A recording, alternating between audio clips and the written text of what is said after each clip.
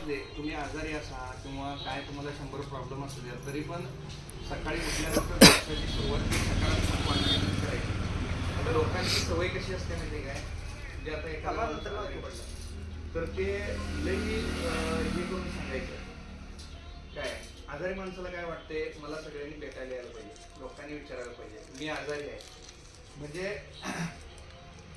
आणि ते वर्णन कसं करून सांगतात माहिती का, ते एखाद्या माणसाला ऍडमिट केलं समजा काहीतरी केलं, मग ते लई वर्णन करून सांगते.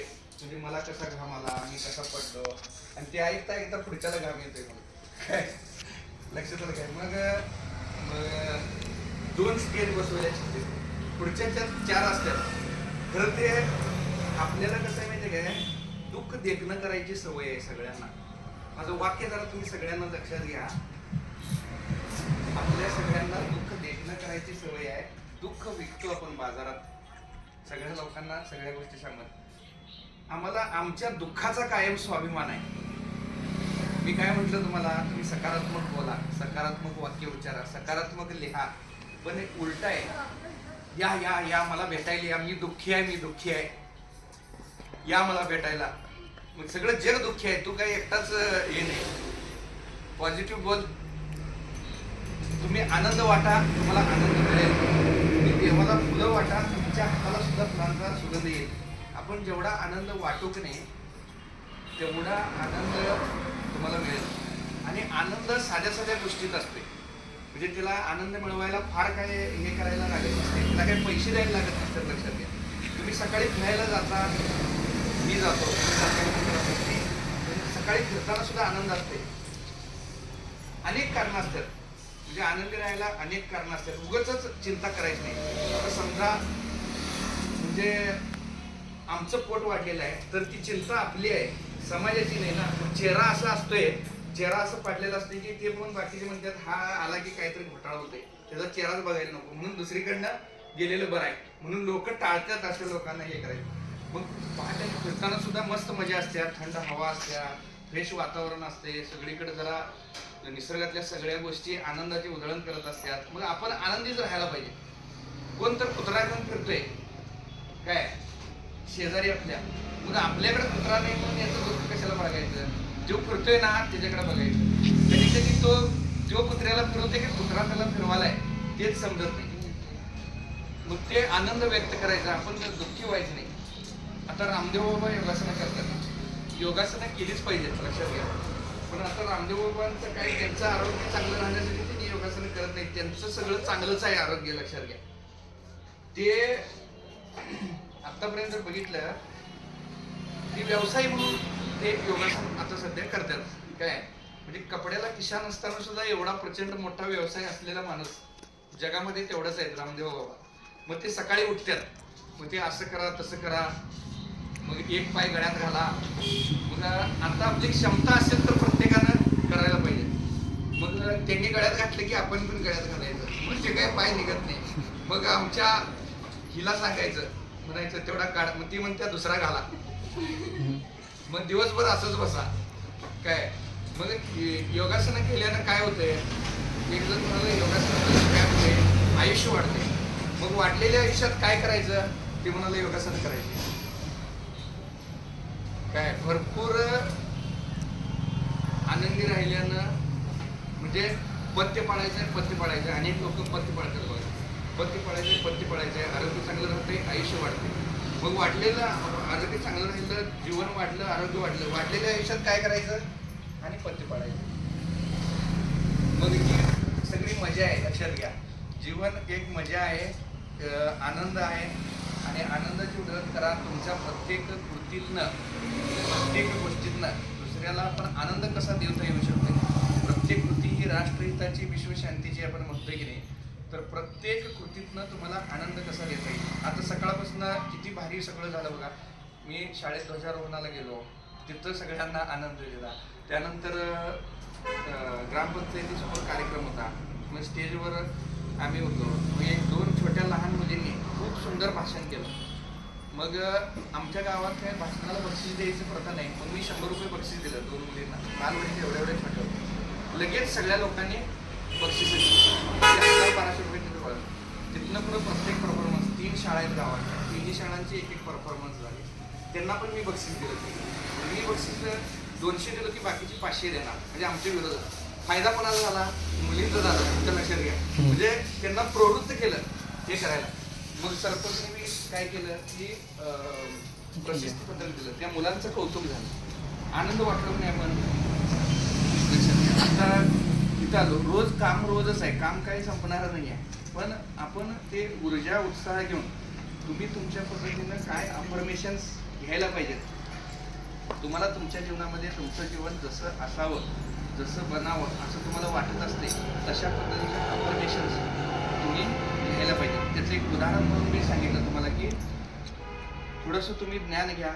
जगात पॉवरफुल कोण आहे माहिती आहे का? ज्याची बुद्धी पॉवरफुल ते माणूस पॉवरफुल. श्रीमंत कोण आहे? ज्याची बुद्धी पॉवरफुल तो माणूस पॉवरफुल. लक्षात घ्या. म्हणून बुद्धीला खाद्य द्या. म्हणजे मी नेहमी म्हणतोय की पोटाला खाद्य आणि मेंदूला आराम असं नको. म्हणजे पोटाला काम आणि मेंदूला आराम असं नको.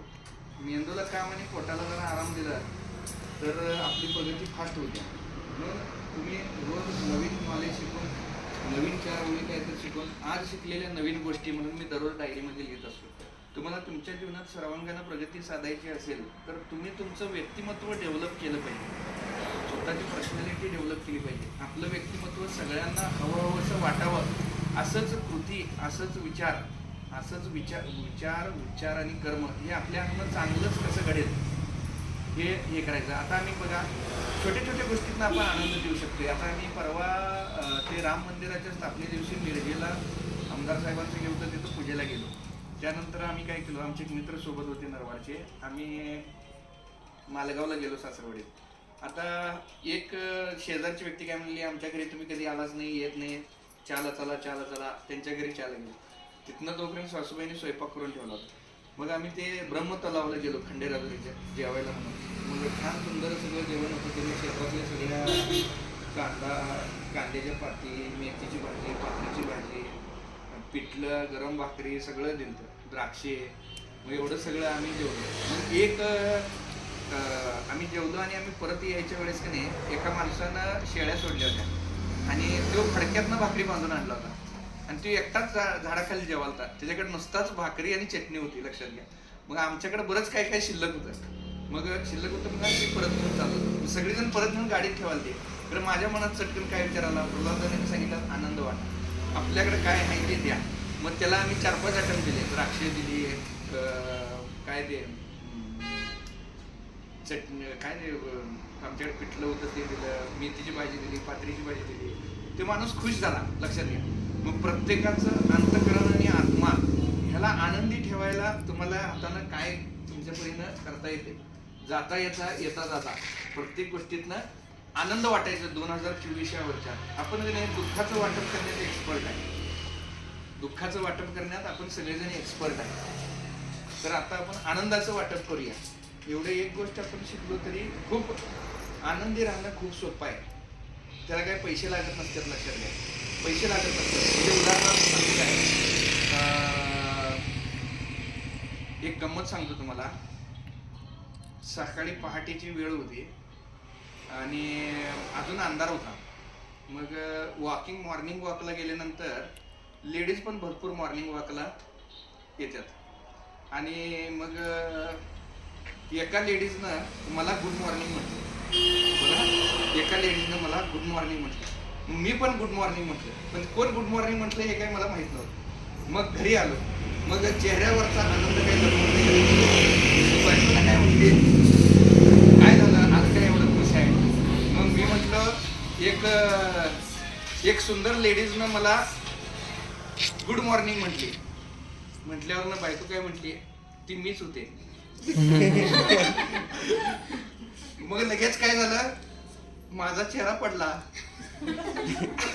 मग कुठल्या तर परत स्त्रीनं गुड मॉर्निंग म्हटल्यावर लई आनंद होते आणि बायकोनं गुड मॉर्निंग म्हटल्यावर दुःख होते.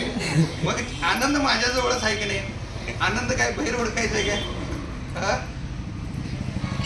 उदाहरण काय सांगितलं तुम्हाला, ही जगाची पद्धत आहे. आनंद हे तुमच्यामध्येच आहे. होता तुमच्या जवळ आहे म्हणून झाला. लक्षात घ्या. आनंद तुमच्या आतमध्येच आहे. एखादी वस्तू घेतलं ती वस्तू गाडी घेतल्यावर आनंद होणार आहे, ते मिळाल्यावर मी खूप आनंदी होईल असं आपलं मत असते. त्या वस्तूमध्ये जर आनंद असता तर तेवढेच क्युरियासिटी, 1 वर्ष गाडी जुनी झाली तेवढा आनंद होतोय काय आपल्याला? त्या वस्तूमध्ये आनंद नाही आहे, आनंद हा तुमच्या आतमध्येच आहे. त्या आनंदाचा पत्ता तुम्ही शोधा. सुख, आनंद, समाधान सगळं तुमच्या जवळच आहे आणि ते तुम्हाला कधी मिळते की देण्यानं मिळते. लक्षात, सुख हे मानण्याची गोष्ट नाही, सुख ही मिळवण्याची गोष्ट नाही, सुख ही देण्याची गोष्ट आहे. लक्षात, तुम्ही जे द्याल तेच तुम्हाला अनेक पटीनं मिळते. लक्षात घ्या. आता ही माझी म्हणजे काय आहे, एक उदाहरण सांगायचं म्हणजे मानणं सुख मानण्यात आहे असं आपल्या सगळ्यांचं हे आहे. तर आपण काय म्हणतोय, ही माझी सख्खी, ही माझी, ते उदाहरण मला लक्षात येत आलं बेसिक कोर्समध्ये सांगितलं, ते उद्या सांगतो तुम्हाला. सुख हे मान्यता आहे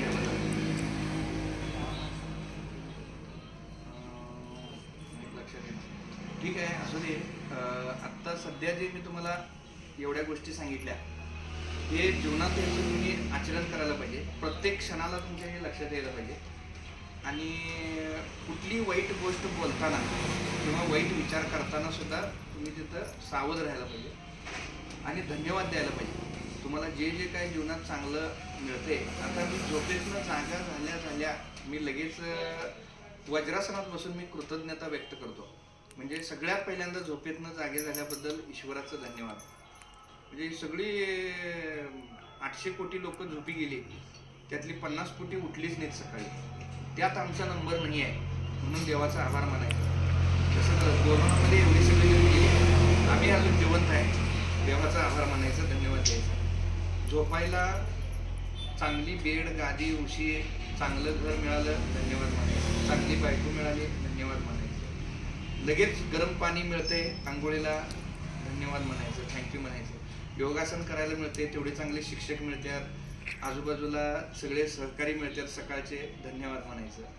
आणि असं धन्यवाद धन्यवाद धन्यवाद दिवसातनं 100 वेळा जर धन्यवाद म्हटला.